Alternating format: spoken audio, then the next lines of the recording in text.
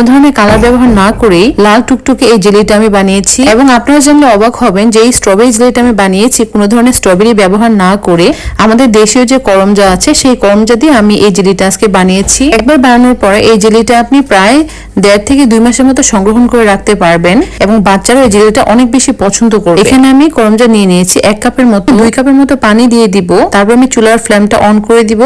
এখন আমি এই করমজাগুলোকে ভালো মতো সিদ্ধ করতে থাকবো। করমজাটা ভালো মতো সিদ্ধ হয়ে গেলে এখন এটা চুলা থেকে নামিয়ে নিব এবং একটা স্ট্রেনারে করে মতো ছেঁকে এটার জুসটাকে আলাদা করে ফেলবো। এখানে আমার 1/2 কাপের মতো করমজার জুস হয়েছে। আমি এখানে 1/2 কাপ করমজার জুস এবং 1/2 কাপ চিনি দিয়ে দিব। ঠিক যতটুকু চেরি জুস দিবেন ঠিক ততটুকুই চিনি দিতে হবে। তারপর আমি চুলার ফ্লেমটা অন করে দিলে এখানে যখন বলক চলে আসবো এখানে আমি দিয়ে দিব 1 চা চামচের মতো ভিনেগার। অথেন্টিক টেস্ট পাওয়ার জন্য আমি এখানে দিয়ে দিব স্ট্রবেরি এসেন্স। কনসিস্টেন্সিটা ঠিক এরকম থাকলে আমি নামিয়ে নিচ্ছি, পাত্রে সেট করব, সেই পাত্রে ঢেলে নিব। টেম্পারেচারে 3 থেকে 4 ঘন্টা থাকলে এটা সুন্দর মতো জমাট বেঁধে